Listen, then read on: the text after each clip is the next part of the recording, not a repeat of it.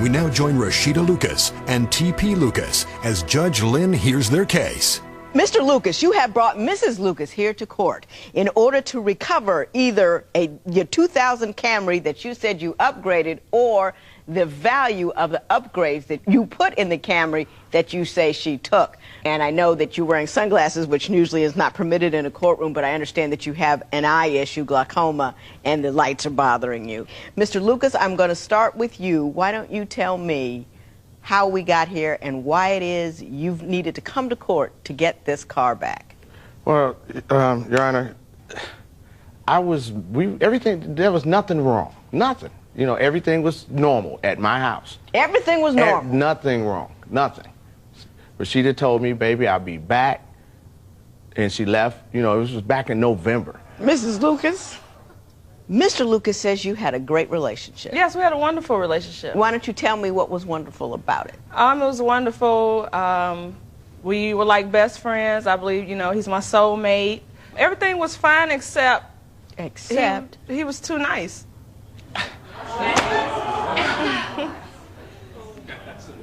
It's too nice. I mean, how does one be too nice to one's wife? He was too nice, like, it was scary nice. You know, it was like, you know the people that's it was like stalkerish nice, like you too nice, it's too good to be true. Give me an example, because I cannot conceive of the world that you have structured for me here. Right, I mean, you know, too nice, like, he would say, I love you, and it was like, I was like, okay, I was waiting for the punch, when you gonna kick me? It's scary.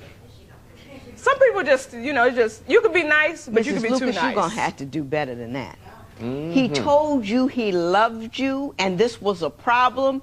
You put up your hands like, when is the punch gonna come? You've been married for 5 years. Has he punched you yet? No. No, he's a wonderful man. He doesn't punch you. He's a wonderful man. Yes, I'm just not used to So that. the I love you is too much for you. It's not too much, but you don't have to tell me like twice a week.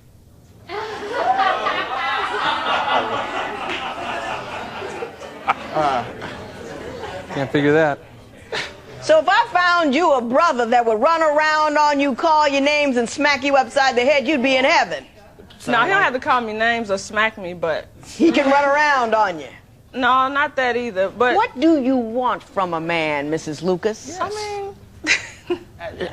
She told me that's what she wanted. What did she tell you she wanted? Well, she told me she wanted somebody to cherish her and don't run around on her. You know, all the things that a good man and a good woman should want out of each other. We agreed that because I had been married before, and my ex-wife, oh my goodness, she scared me. If I ever did it again, it was going to be better than any other marriage, and I made the promise for keeps. This wasn't to be playing around, you know, and if nothing's wrong, where are you going? You know, there are women that would pull her head off her neck for a guy like me.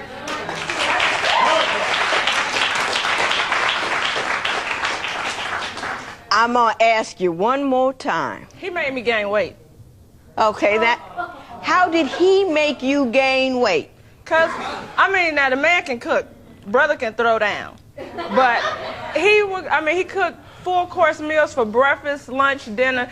2 o'clock in the morning, if I was hungry, he wouldn't fix me a sandwich. This man would make a whole meatloaf, potatoes, a gravy, vegetables, a big stupid cup of Kool-Aid. I go to sleep right on that. Get up in the morning, he done fixed French toast, pancakes, grits, biscuits. So now I'm laying on food on top of the food I just laid on a couple of hours ago. So your complaint is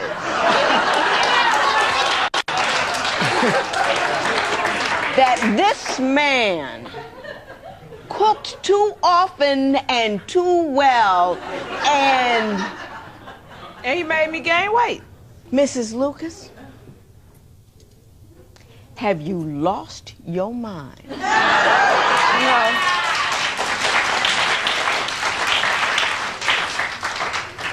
I have women coming in here whose men are leaving them because they got too heavy. You got heavy based on his...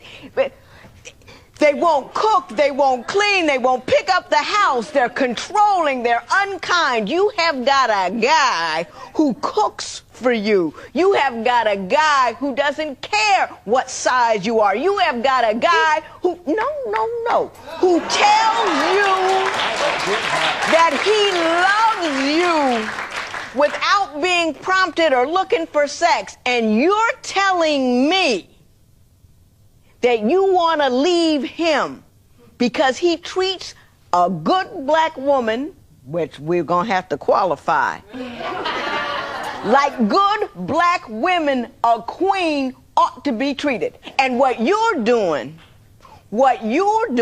is taking a very I am a self-centered individual, and I don't appreciate what a man has brought to my table, so I'm going to make up some stupid reason to say what it is. It's stupid.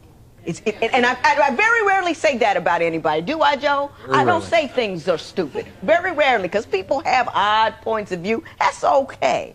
But that's stupid. You need to grow up, Mrs. Lucas.